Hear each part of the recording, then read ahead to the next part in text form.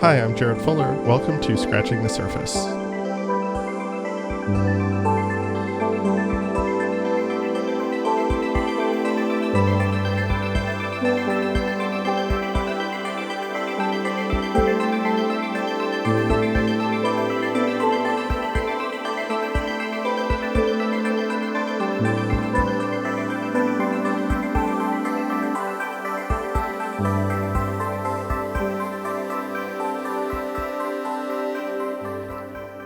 Sometimes I can get really negative about design and the state of design. I know this. I know the show can poke at the problems of the modern design industry often, and in my belief, deservingly so.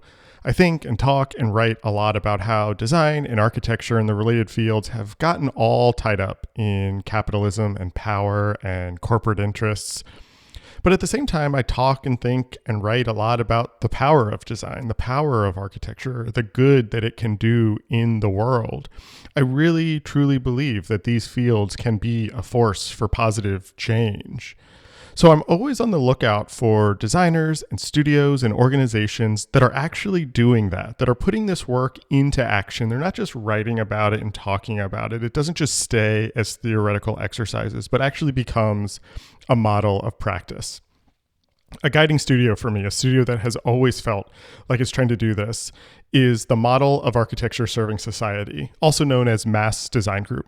Founded in the late 2000s when a group of Harvard design students began volunteering their time and skills to help design hospitals in Rwanda in partnership with Partners in Health, Mass Design Group is famously structured as a nonprofit. The organization blends philanthropic investment with mission-driven partnerships working across Africa, North America, and beyond. They have a series of design labs that are focused on topics like public memory and memorials, abundant futures, and maternal and newborn health. And they take this research and they apply them to real underfunded needs. The theory of this work, the theory of Mass Design Group, is articulated in this new book that they just published called Seeking Abundance: Design, Ecology, and a Flourishing Planet. The book looks at Mass's work across 3 distinct projects in 3 distinct locations with 3 distinct ecologies. And what emerges across the book is a view of architecture and design that is not just serving a client, but is a living entity within a larger ecosystem. So I'm very excited to have 2 founding members of Mass on the show today, Alan Ricks and Sierra Bainbridge, 2 co-authors of this new book. Alan is an architect and he's the co-executive director at Mass, and Sierra is the director of the Landscape Studio and the Abundant Futures Lab.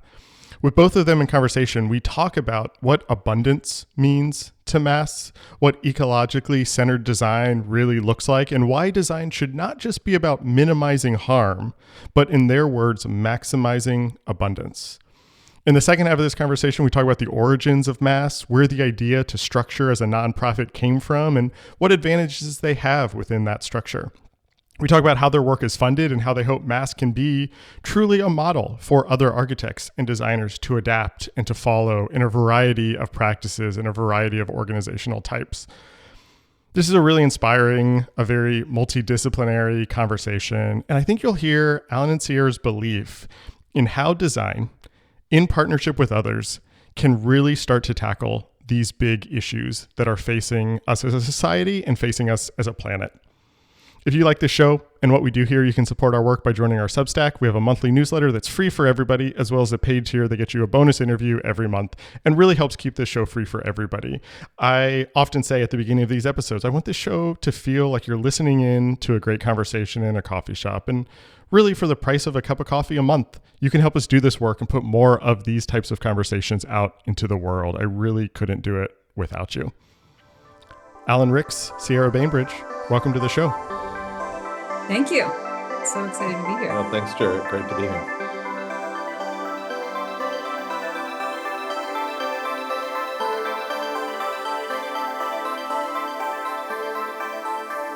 You have this new book out that's called Seeking Abundance: Design, Ecology, and a Flourishing Planet. And abundance is obviously a sort of buzzword.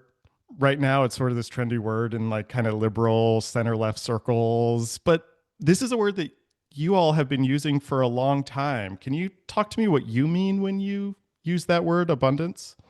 So there's like a deep history, and then there's where we are today. So I'll just go for the deep, and then you can Do see it. what you can do with Yeah. it.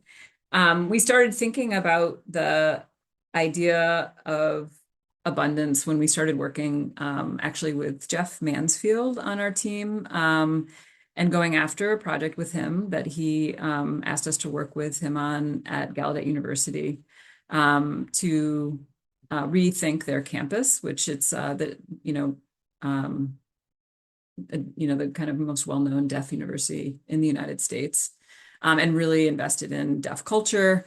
And they also have a group there that had spent a lot of time thinking about the idea of deaf gain, which is this Mm, idea, particularly in like physical experience and in architecture, that if we can design for the way in which deaf people experience the world, then actually that experience is fuller and more abundant for everyone. And so we thought about this idea of abundance and deprivation when looking mm, at that campus, and then following that, in particular, a commemorative project that we're doing for the first group of Black students that desegregated the university.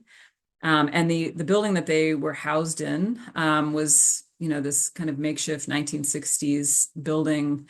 I wouldn't even call it modernist. It was very bare bones. And that was kind of in such direct contrast to the rest of the campus, which is this more kind of late 19th century institutional, mm, mhm, very expressive, very textured, lots of material kind of differentiation, brick, stone, etc., and creates this really beautiful, very visual experience. And definitely kind of supports a community that takes in so much of their world through their site.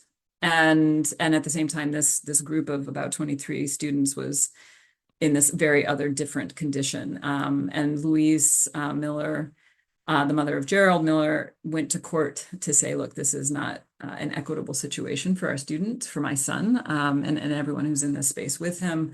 And they actually won that case, and this was pre-Brown versus Board of Oh, Education. wow.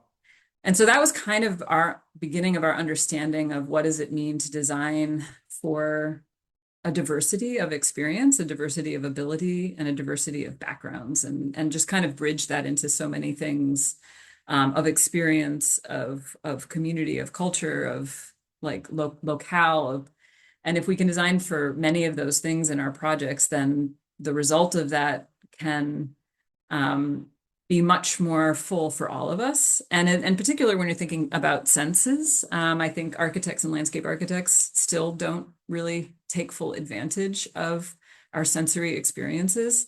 And so we taught a couple studios of the GSD called Seeking Abundance, which was this idea of beginning to think about design for all abilities. And so Mm, students kind of found actual, one student wanted to work with the Peabody Institute, which is he himself had a kind of impaired vision in one eye and wanted to work with the Peabody Institute, which is an institute for blind or like visually impaired people and outside of Salem.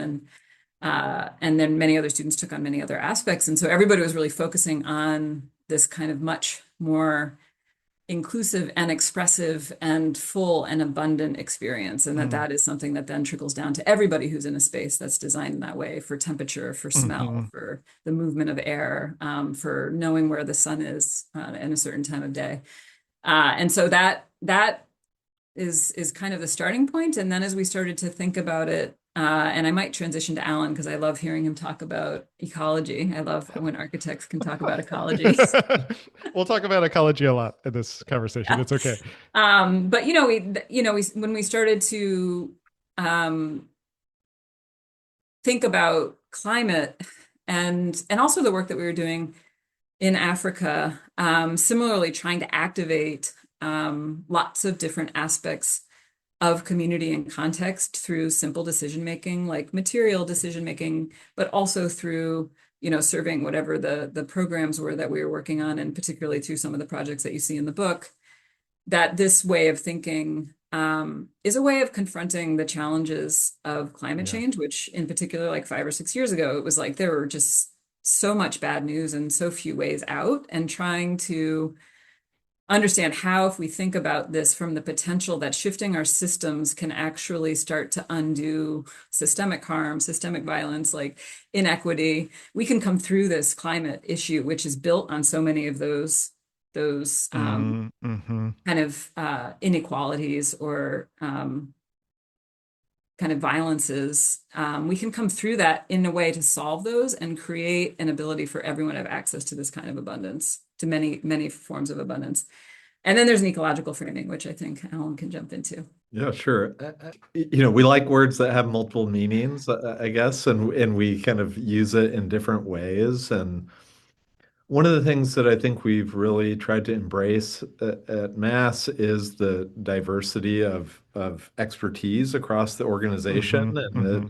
we have, as we've expanded and started working on different topics in different regions, what I think we've seen is that there are more intersections than we anticipated, and how Mm. much that brings to the table when we're bringing those perspectives together on a project. And so the Seeking Abundance, we did a lecture at the Architectural League of New York, I think 3 or 4 years ago, and it was, I think, at least like six principles from Mass that each kind of spoke about a different one of the labs. And I think that was where we're trying to kind of illustrate that it is the intersectional nature of these topics that we think gives us something to say. Yeah. Yeah. And it helps us resolve, I think, this tension that we have always been trying to navigate, which is that we're often working on social issues while wrestling with the environmental Mm-hmm. implications of Mm-hmm. them. And often those are kind of seen as in two separate Yeah. things. Yeah. And at some point, we got introduced to Kate Rayworth's concept of donut economics, which which reconciles those two things. That it Yeah. says that yes, we have the planetary limits that we have to work within, but we have to also achieve this social fat foundation, the core needs people need to live with dignity and to thrive. And that it's between those two boundaries Yeah. that's the safe and just space for humanity. And I think that that's really helpful for us because often, we're working with a client not focused on climate, you know. Right. Right. Sometimes we do, but most of them are focused on something else, and we're trying to bring this to the table. And Sierra, told me this ecological definition of abundance that it is a measure of a species Mm. that becomes abundant when it maintains a stable population that coexists in harmony with its surroundings. And it was just like a kind Yeah. of light bulb for Yeah. me to this idea that it wasn't about surplus or limitless or overconsumption, but that it was about balance, and that to Mm. operate within those limits is about neither over exploiting resources nor becoming overly scarce. And that was in some ways like an analog for so many of the other Right. issues that we're dealing with. I mean, just really quickly, I learned about donut economics and Kate Wayworth's work through Sarah Ichioka, who is a contributor to this book. She was on the show almost exactly a year ago, and we had a similar kind of conversation about those ideas. So I want to dig into this idea of I guess ecological abundance and this idea of Sierra, I forget the exact way that you phrased this, but the kind of diversity of stakeholders, that's not the word you use, but Mm. kind of diversity of perspectives or needs or abilities, because this book is essentially three case studies of three different projects. These projects are all rooted in very specific contexts and ecologies. And so you have the Congo Basin, the Afro-Montane, am I saying that right? Mhm. Yep, Forest, yep. and the Savannah Woodland. And these are all different types of buildings. And what struck me in reading these case studies and reading the parts of these projects that were interesting to you is that maybe the purpose of the building is to house or shelter humans. But the approach to the project is not just to house or shelter humans. You talk very deeply about the ecosystems where those buildings emerge, the materials that are used, and how that affects the landscape, the wildlife that comes in and out of these landscapes, um, the weather, the food that can grow in these landscapes. And it struck me that these are projects that are not just for people anymore. Mhm. You're really thinking about these projects as environmental projects, as uh, ecological projects. And I wanted, I realize this is like I'm talking a lot now about your work, but I'm curious if you can kind of connect to this idea of um, designing for a client who is maybe not thinking about the ecology, maybe not thinking about the environment, but also realizing that design and architecture for a long time has just been seen as something for humans,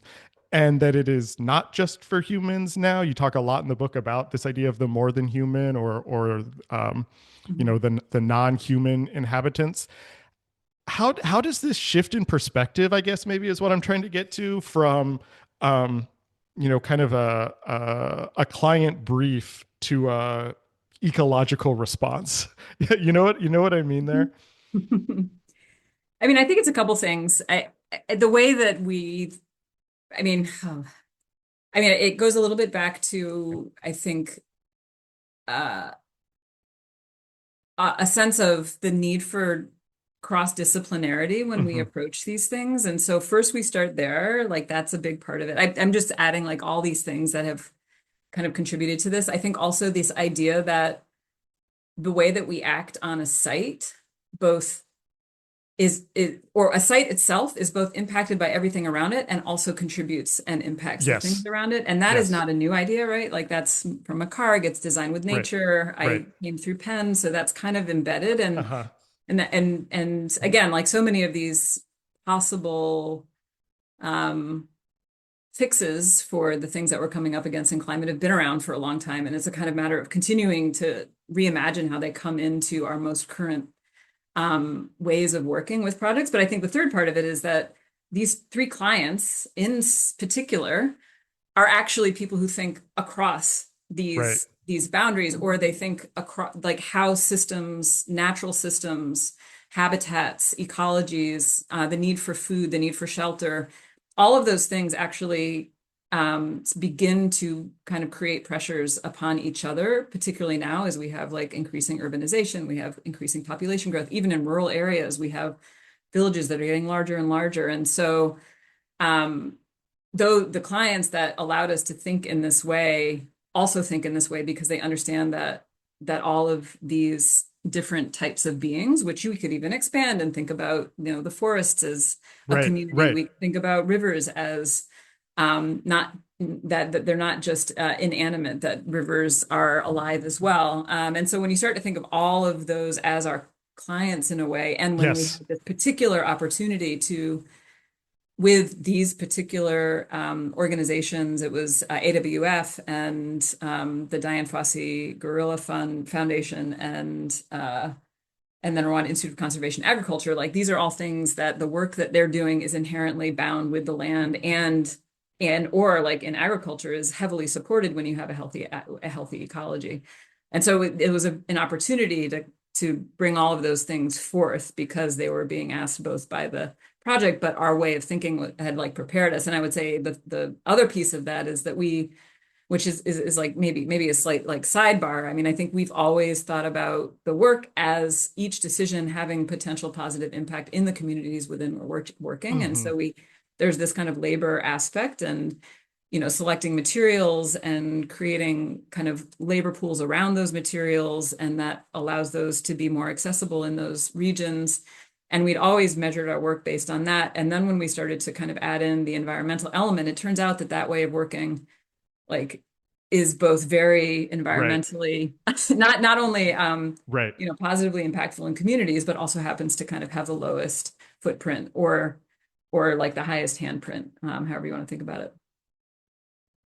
Yeah, I mean, I'm coming to this question and these ideas a little, from a graphic design background, and in graphic design for the last 20 years, there's been this language around human-centered design, which has always sort of bothered me a little bit. And I think that's a new term that's used in specific contexts, but I think a lot of design history has treated design as something human centered. What problem does this solve for a human? And what struck me about the projects that you show in this book is that they're actually not human centered. And I mean that as a compliment. They are ecology centered. It's actually, it isn't not just serving one specific need or one specific user group. I think this goes back to your like early definition of abundance, but a range of inhabitants, a range of needs. And so it's actually about how does this affect the whole environment, the whole ecology, as opposed to the small group that is hiring us or that is going to be using this. Sierra, just to continue this thread for a second, in a talk that you gave about the book recently, you said design is not about minimizing harm, it's about maximalizing abundance.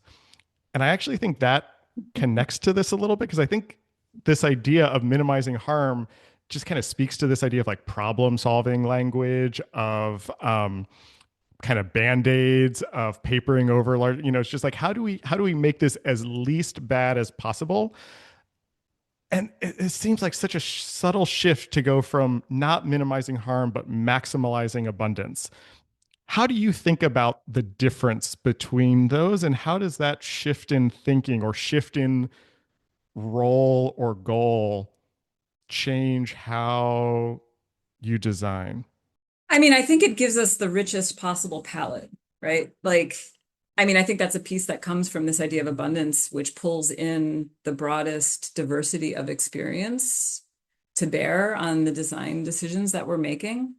And I think the difference between minimizing harm and maximalization of of abundance, I think it's maybe aligned with how others have talked about sustainability versus regenerative, Mm-hmm, right? mm-hmm. It's just an encompassing way of thinking that I also feel is optimistic. I think that's a Mm-hmm. piece of this that I think is really important, and I think part of the reason that we want to share the stories in this book is not like another monograph to say this is what we've been at for the last few years, but to kind of understand that when we can think about the ways in which we operate as not the creation of objects or backdrops for the work that we do as humans or the lives that we live, but as engagement with processes. And we can think of buildings as processes, of landscape processes, of cultural and community processes, that we're like having this moment and this moment is an opportunity to activate things that then create this something that we can't even predict necessarily in the future. Like we can set these things in motion with the best and greatest understanding of those components that we think are going to have the best possible outcome, and that we can set positive things in motion. And I think that's very kind of, landscape thinking is about engaging in these processes. And I think that's part of, I talk about, the eclecticness of the book also, which is, we can see what Alan's response to this is, but we have a lot of different types of content in here, Yeah. And Yeah. this is coming a lot from I think Alan's intuition and understanding that when you kind of are able to perceive and learn from the places within which you're working, all the possible potentials, and bring as many of those to bear as possible, whether it's through craft or material or Mm-hmm. Bringing ecology very close so that we can see the life that it brings. That begins to create interfaces that bring different outcomes that we can't predict. And I think the book itself is built that way. It's these systems that we kind of understand, like the Afromontane, et cetera, the Savannah woodland. But then there's also a recipe, and there's also this amazing clothing designer. Like things can happen in those places because you're becoming proximate to such a much greater diversity of experience because of the things that we've tried to pull in to be close at hand in that campus. And then these unpredictable things happen that are the creation of new culture, right? Because of Right. you've been Right. able to kind of like just start things in motion rather than like trying to create for this like static endpoint.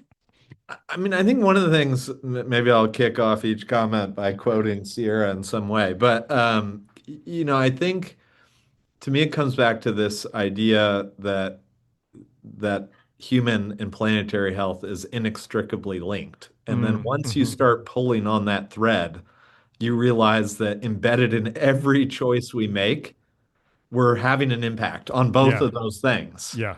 And that I think, as Sierra was saying, that we can use those as opportunities to try to have the greatest positive impact we can. And that then just requires us to look at every part of the process to uncover the potential.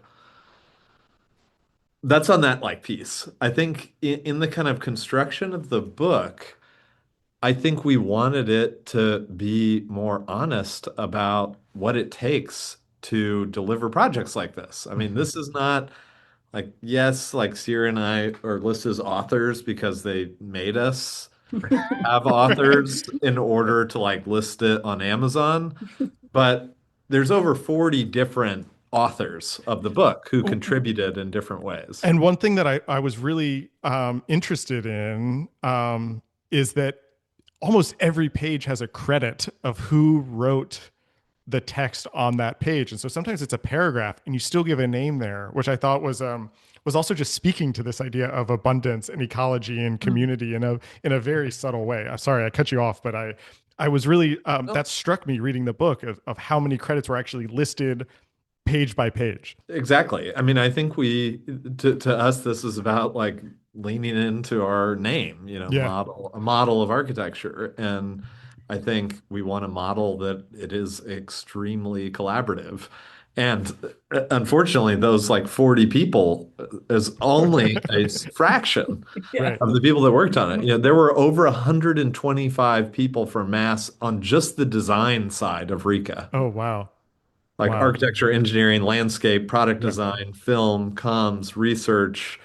Yeah. Like that doesn't even go into the 2,500 people from Mass Build that built the project. Yeah. So, but we wanted to at least try to like represent that diversity. And, so it's not distilling the project down to a kind of like extremely tight formal representation of like a set type of drawing and image, Right. but to be able to illustrate all of the Mhm. interwoven needs Yeah. that ultimately manifest into, hopefully something that succeeds. I think this is now a good time to actually kind of give some context to the model that you're talking about, to what Mass Design Group is. And so, Mass Design Group was founded in 2008 when you were still a student at Harvard GSD, and you're structured famously as a nonprofit, which is obviously not a kind of the typical structure of an architecture office. And I have kind of two questions about that first, just to set up a kind of tee up some other questions. But I'm I'm curious what being a nonprofit allows you to do, especially with the kind of work that we're talking about now that you might not be able to do if you were a more traditionally structured office or studio. And then kind of the sub question, maybe I should have given you these questions the other ways. I'm kind of Mhm. curious what your thinking was in 2008 to be a nonprofit. Like where did that idea come from? What were your models? What were you looking at? What were your goals that you were thinking we have to actually fundamentally set up this thing we're doing in a different way? We're not going to be for profit. Where did that idea come from? And then what does that allow you to do that maybe otherwise wouldn't be able to, or what kind of advantages or affordances do you have with the nonprofit model? Yeah, I mean, I think I'd like to think it was like an all a carefully constructed plan, Well, but I mean, I think it's helpful to like talk through it and kind of like what were the kind of chain of events that kind of got us to that moment. And I think, Michael met Paul Farmer at a lecture, and that led to a conversation, the opportunity to start volunteering, and mhm, all of us were classmates. So, some of the folks that were there at the early days, Justin, Ryan, Alda, Dave, right, Marika, myself, like started volunteering. And it was that was what it was. It right, started out just as like an right. incredible opportunity to work for this really inspiring leader and see if we could contribute to that one project. And Maura, Rockcastle, and Sierra, who were not students, they were teaching at the GSD. Then we got connected with them, and they started moonlighting on the side of their job at field operations doing the landscape design. And so it was this kind of ad hoc group of students, just I think inspired by the potential of doing something real at a moment when Mm, architecture was really at the kind of pinnacle of like the Starchitect era. right, right. And so it was like, for me in my first year of architecture school, it was not what I thought architecture was going to be about. And then this kind of like introduced for me like something much more meaningful. Mm, And we started working on it. And then we quickly discovered that there weren't many architects working in the field of global health. There right. weren't many architects in Rwanda. There wasn't a school of architecture in Rwanda. And we quickly, through this network of global health folks, started getting asked to work on more things. Mm, And that's like how we went to Burundi and then to Liberia and then to Haiti was all through this like network that just, you know, there wasn't anyone else there right. to meet that need. And Sierra and a few other folks moved to Rwanda. It was like a massive leap of faith, Yeah, to go yeah. join this like new endeavor. But they weren't like we didn't have a company. Like that they got teaching jobs at the university. It was all still like very kind of informal. And then we actually were working as employees of Partners in Health Okay. before, like once we Okay. graduated, then we didn't like we weren't a 501(c)(3) yet. Yeah. But we, had started to think about like how do we keep doing this? How do we like turn this volunteer activity into a career? Right. And I was taking a class from a professor named Paul Nakazawa that was called the New Frameworks for Practice. And Mm, Ryan, who was another one of the early folks, and I, like we kind of use that class as a way to actually like investigate, like how are other people doing this? oh, okay. And we looked at Architecture for Humanity and Brian Bell's Yeah. like work and Shigeru Ban and the other practitioners that were out there. Samuel Mokbey and Yeah, of course. Mm, hmm. And so I put them into these like buckets that I call the parachutists, like Shigeru Ban, who like show up and do a project Right. somewhere, Right. like usually disaster relief. Then there are the academics, like the Rural Studio, like Sierra's saying, and then there were the volunteer groups, like Architecture for Humanity, Hmm. and each was like bringing a kind of different model. Right. And then we looked at that next to Partners in Health, like a nonprofit healthcare organization. We said, well, what does it look like to try to do that in architecture? Oh, And so that's we did it interesting. at Yeah. first just by working for them. And Right. we raised some money and we kept working.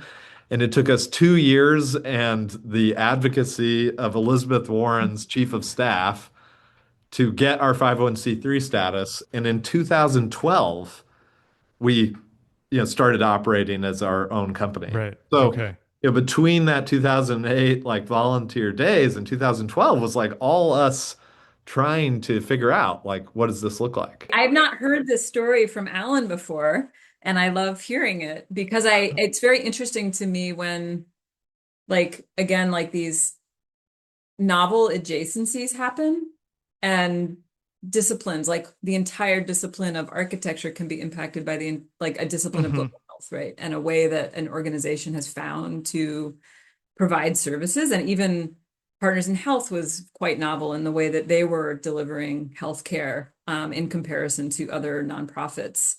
And so it's very interesting to see those moments when there's this kind of disciplinary jump of a model or structure that actually can like shift things in quite a large way. It's pretty cool.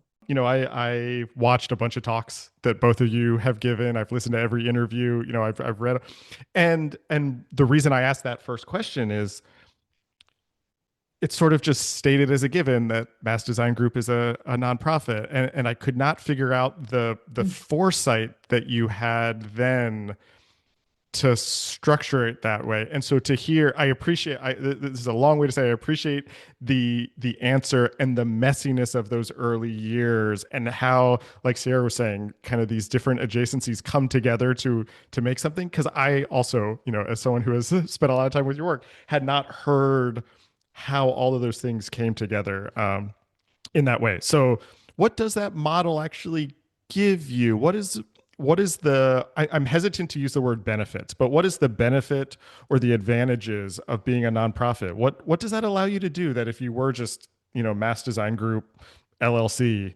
that you would not maybe be able to do? Yeah. Yeah. I mean, I often like say this thing that our first largest and longest running project is the design of the practice. Mm-hmm. And I think even then we said, okay, we're going to go out and do this like pro bono work because like what is being a nonprofit fundamentally get you access to a different revenue stream, philanthropy and grants. This was my next question. So yeah, go for it. And so we said, hey, we're going to raise money and we're going to work for like the people doing the most important work. And we did that. And we started like designing projects and then sometimes they wouldn't get built. And Mm, we're like, oh man, like okay, we just put like all these resources and intellectual capital and like made a big bet and mm-hmm. like it didn't happen. And so immediately started calibrating like, okay, like maybe we can't do it all for free. Like maybe we can't like design it without knowing whether the partner is going to be able to raise the money. And so, the model has evolved where we see ourselves as a partner that is helping organizations who have almost never, in almost all cases, have never built a building before. Mm, It's the biggest risk they're ever going to take. right. It's, maybe the most money they've ever had to raise. And we're there now helping to accompany them to understand, like, is it what they need? What is the capacity to actually deliver? What will be the implications on them once they have it to operate? And we think we can kind of get them over what I call the uncertainty gap. Mm, That there's like a mm-hmm. moment in time where it goes from being like, who knows if this is going to happen, to I feel like it's going to happen. And Yeah. and we can de-risk that early stage because if you're a small nonprofit, like it's hard to spend money on design if you don't know the building's going to happen. And so we've been able to raise money from a like vetted group of people that believe in this, and that lets us kind of seed fund these ideas.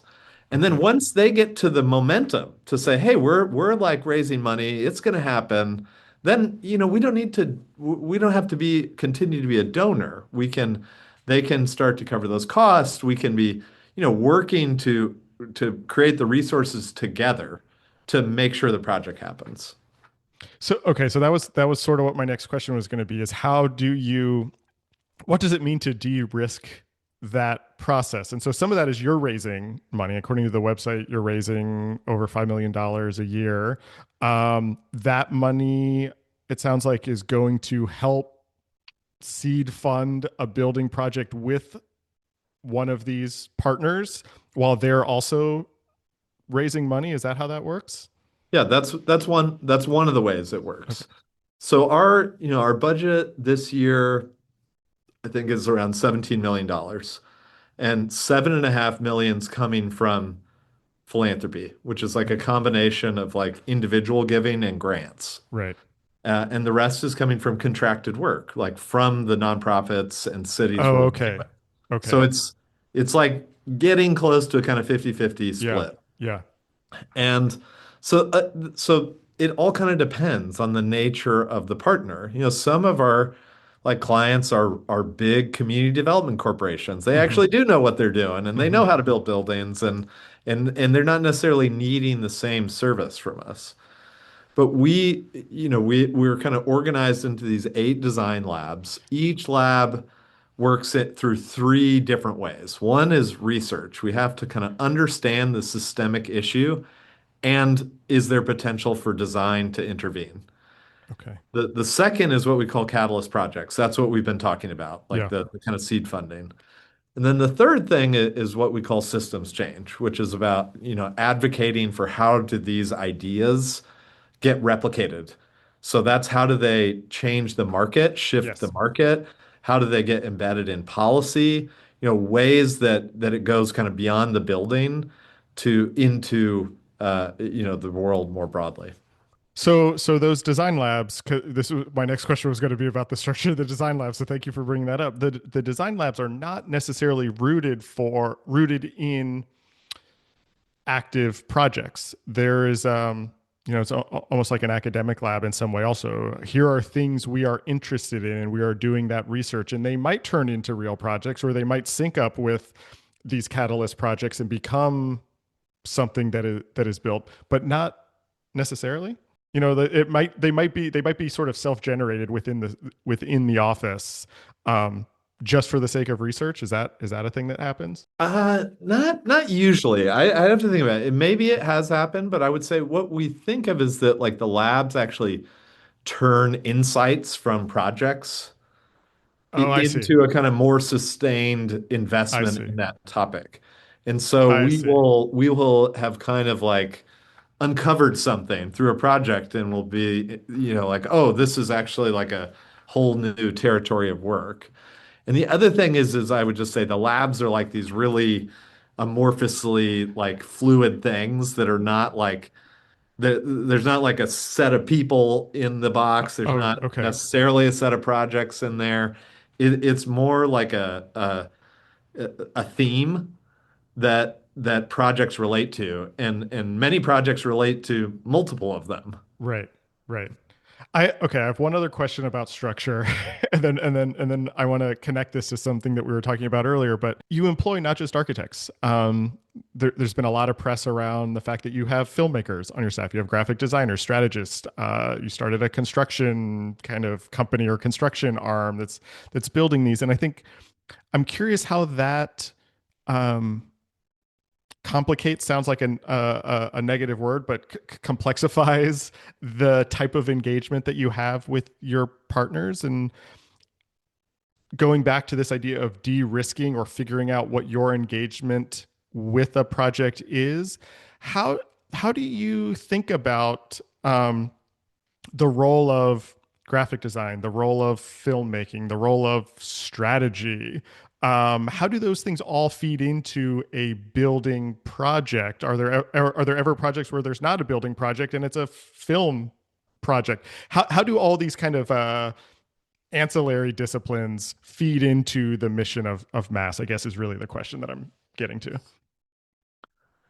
I'll take a first crack at it, but I've been talking too much, so I hope Sierra will jump in here. But it's interesting, you use the word complexifying. I would say that it's actually about demystifying, like the process of design and why design even matters. Yeah. And that we are very accustomed to talking to people within our own fields and usually very bad at describing it to people Yeah. outside of those Yeah. fields. And so that to me was like the discovery of film is I was like, oh, like people are used to hearing about design from like an architect. Hmm. Like, Hmm. what if you heard it from the patient at the hospital and the stonemason who built the hospital and the doctor who runs the hospital? and the Minister of Health who oversees the healthcare system. Like that now is like a story of why Yeah. these things matter that is not a kind of academic version of architectural theory. Add to that, but I was thinking still a little bit about the nonprofit piece, which is a very different like response than Mike Allen's. And I think it's partially because it's post like I think as we've like matured into it, I mean, me personally, I think everything should be nonprofit. I think Mm. part of like once we kind of understood that system, I it's unclear to me what profit for profit work delivers to us other than a lot of inequity. Mm. And I think what I in what's embedded in what Alan was talking about in terms of selecting this framework through that analysis in a professional practice class is that like architecture as a discipline, landscape architecture, we don't actually have a lot of profit. It's not like one of those things that you go into to make a ton of money. You go into it because you love the work. And then the other piece of that is that when they were looking at, these organizations that are more about volunteerism, is that you lose that like deep institutional knowledge that we have gained through every project. Like people in our Yeah. organization have seen and learned through every project, and that makes every project that comes be after it better. And I think it's also a little bit about creating a model of something like just enough that we can have a not-for-profit. We can find novel ways of doing the work that allows us to have meaningful work. And at the same time, we can have a career that's quite long, and we can have kids and support them, and we can have parents and support them. And we don't have to like jump in and out. And so it's a healthy nonprofit. Like nonprofits, I think sometimes are not necessarily seen as being these sustainers. And I do think like I love that part of Mass that we have continued to try to like, and it's not easy all the time. And Alan bears the brunt of a lot of like figuring out sometimes of like how to get to the next day. But in the end, I think it does prove out that you can have a way to have very meaningful work, to have enough for everyone, Hmm. and that whenever there is extra, it just gets reinvested back into the work that we're doing so that we can all continue to do this meaningful work. And I Hmm. don't really understand why we have to have anything else. And I do think like as a model of systems change, like showing that it's possible, I think is really cool. The construction team that Alan referred to very, very briefly that supported 2,300 people was not for profit. That allowed us to take that 15 or 16% that a company would normally take and push it into the furnishing, like the kicking off of this amazing Yeah. kind of furniture fabrication organization. Because normally, like if we handed that all over to the contractor, we'd get a bunch of stuff that would break really quickly from who knows where. And so it just kind of allows us to reinvest when we do have something that is above and beyond what we need for everyone who's working with us into the things that we are like most invested in and find most meaningful and have the most potential. And so like there's a piece Yeah. of it that, yeah, there is the different funding source piece, but I think also figuring out how to do it in such a way that it creates these very long arcs of health, both for the organization, but also for those who we're working with. What this is making me think about is where I kind of want to take this as we head into the end of this conversation is this idea of education. And what I find fascinating about so much of what we're talking about is that these projects, these models, these ideas, you are not, and maybe this is a non, maybe this is also a benefit of a nonprofit. You're not gatekeeping these. These are not proprietary in any way. There's a certain kind of open sourceness to it, to your philosophy that I'm really drawn to, that all of these projects become, proofs of concept, that this is possible, that it is possible to do these types of projects at this scale in an ethical, sustainable, abundant way. How do you think about your role as, I'm using the word educator broadly there, but as the ideas that are in mass, that sort of are birthed within mass, that those can be spread beyond this? How much is that feeding into these ideas, even the idea of film? And Alan, you talk about this idea of like talking about architecture in a non-academic way. I see all of this as a form of education. Is that something that am I reading into that in your work and philosophy? It seems very important to what you're doing. I do think because we were kind of born into and from Partners in Health and being under the umbrella of a nonprofit, at that time there was all of this conversation happening and like how do you like either scale or maximize impact? And we were asked to go through a lot of these processes to kind of understand how we were working and how are we making change. And so we learned about theory of change and we tried to like figure out how our work was going to do all of these things. And so I think this idea of systemic change became a part of how we work and essential to every project that we do. And that can happen at many scales. It can be something that is like eventually moves to affect policy for a nation. It could also just shift a market and Mm. how people see a material and then utilize that material in a way that they never have before and have access. So like volcanic rock at Butaro, we had this idea that if we use that material, which is free, it's, just like in New England, like people just want to get rocks out of their fields. So they have places to grow food and to Yeah. graze. But what if it could be used for building material? It's so unique to this place. And now when you go up to that part of the country, and we thought this could happen, but we didn't know for sure. But volcanic rock is everywhere, and it is becomes a part of the identity of the place in a slightly different way than it was before. And so that's one tiny like shift. But also we worked really hard. We spent I don't know, 3 or 4 or 5 submittals of healthcare projects made of earth block, Mm. compressed earth block. And it continued to get rejected by the government because mud block is not a modern building material and certainly not like appropriate for healthcare centers at the time. And then finally we got it approved for a hospital, multi-story hospital. It was just Mm. bill. But like once you cross that threshold, anyone else can build out of that material too. Right. Like that now opens up the possibility that many, many health centers can be built out of that material. And so I think those are the levers that we're always looking for, and which also means that anything that we find proof in, our like the hope would be that the majority of other things that happen Yeah. as a result of that, Yeah. like are built on that learning. And it could be that there are, many, many more nonprofit architecture and landscape architecture firms. It could be that, all the future buildings in Rwanda that are Yeah. healthcare Yeah. centers are made of compressed earth block. Like that's the goal. Like that's success for us, I think. And so yeah, I think open source means that we're just kind of like multiplying the potential for things to have like better impact across like a vast Yeah. scale. I mean, I think that's so exactly right. And I think to us, I think,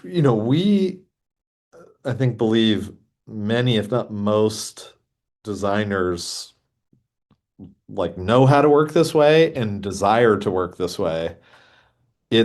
But we're up against constraints and we Hmm. need the, the policy, government, and markets to demand these Mhm. type of outcomes. Like, Yeah.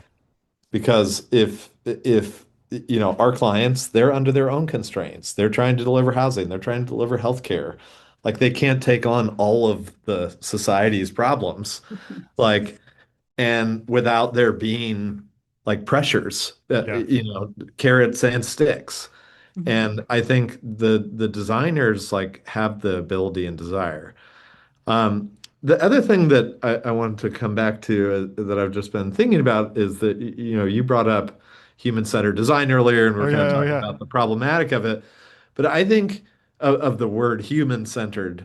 But I think that the other piece of it that is design, and it was Mm. about bringing design into all these other sectors. Yeah. And I think that's like what we've realized over time is that like maybe we thought we were just a kind of consultant to make buildings, but really, and landscapes and like products, but really we're bringing a certain way of thinking that Yes. is like a creative process that is a complement to the people that we're working for. And so, maybe we make a building, maybe we make a film, maybe we make a book. We're, I would say, kind of agnostic to the kind of end product, but are bringing our perspectives and a way of thinking and problem solving and Yeah. revealing the interconnections of these choices that ultimately we hope can catalyze and amplify the things that our partners are trying to do. I feel like you somehow are seeing my screen and see my notes because what was going to be my last question you may have just answered, and so I'm gonna read something to you, and if you have something to add, you can, and if you don't, that's fine. But it's my understanding that early on in Mass, you were very influenced by the work and the thinking of Giancarlo De Carlo, and in 1978, he wrote, "Contemporary architecture tends to produce objects, while its real role should be that of generating processes. This distortion confines architecture to a very narrow strip of a whole spectrum, leaving it open to the risks of dependency and megalomania and leading to social and political indifference." And I wanted to end this conversation reflecting on this quote and that idea because it seems like that speaks to a lot of what we're talking about, that the building is not actually the end result here. The building is not the solution, to go back to that idea of, the client coming with a problem. The building is the first piece in some way, and it is to open up all of these other uh, ideas and processes and culture, to use that word, Sierra, that you used earlier.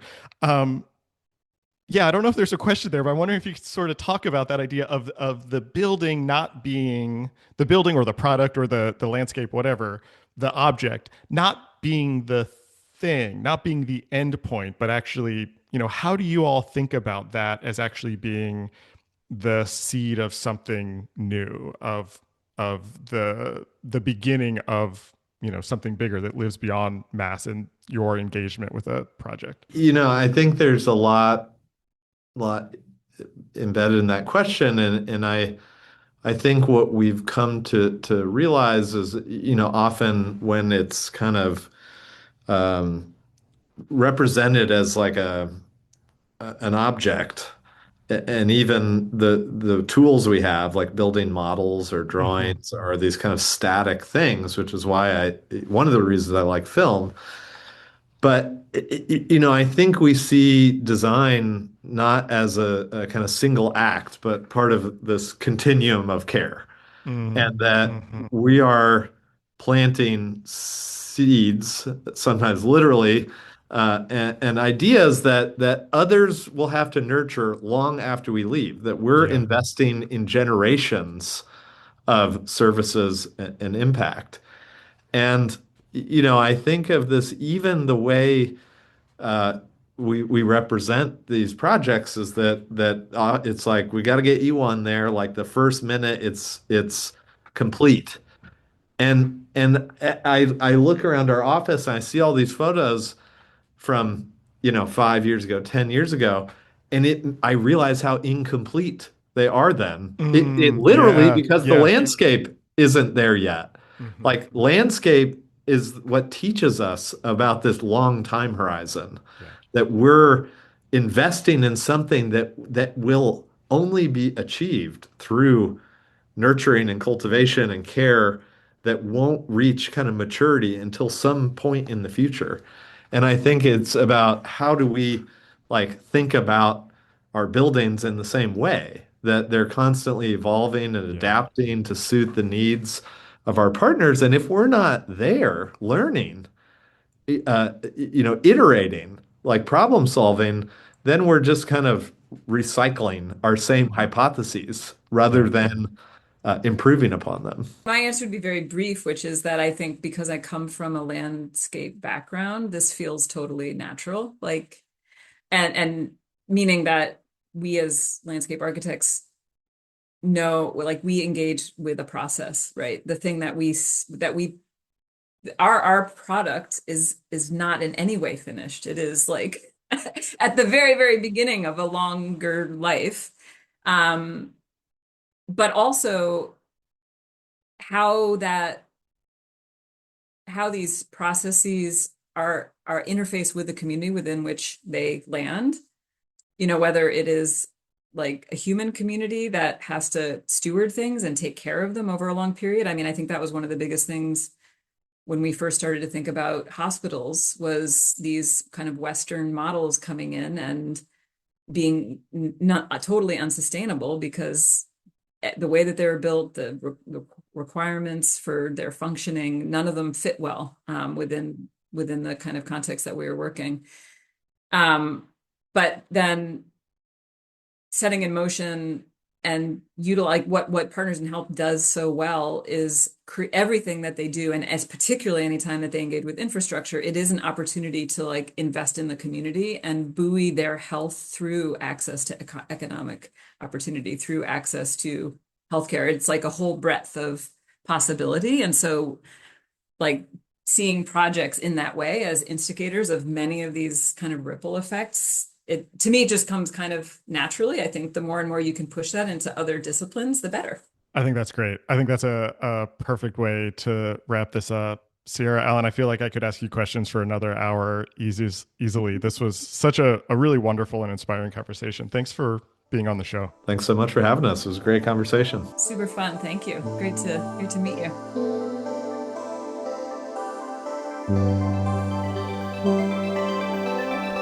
That was my conversation with Mass Design Group's Alan Ricks and Sierra Bainbridge. Their new book is called Seeking Abundance. Our theme music is by Jeremiah Chu. The show is funded thanks to the generosity of listeners like you. If you like what we're doing, I hope you consider supporting us and get some bonus content each month. You can follow us across social media at Surface Podcast, and you can listen to all of our previous episodes wherever you get your podcasts and at our website, scratchingthesurface.fm. Thanks for listening.